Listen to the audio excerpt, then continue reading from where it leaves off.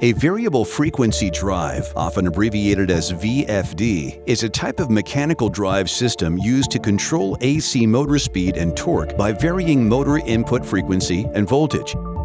A VFD allows you to adjust the power supplied to the machine to match the system requirements of the driven element. In effect, the machine shaft doesn't rotate at the speed of the nameplate RPM. In order to analyze vibration data, you will need to find the actual RPM to input into your data collector.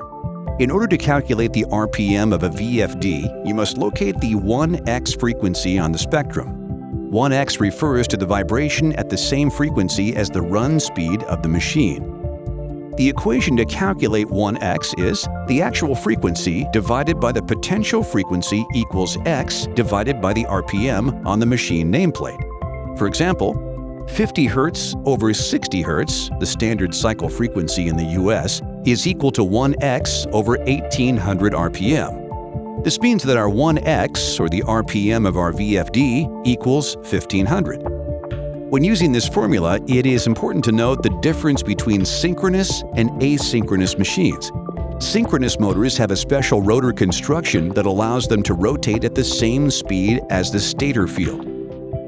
Asynchronous, or induction motors, have slip, which is the discrepancy between the rotational speed of the stator field and the somewhat slower speed of the rotor.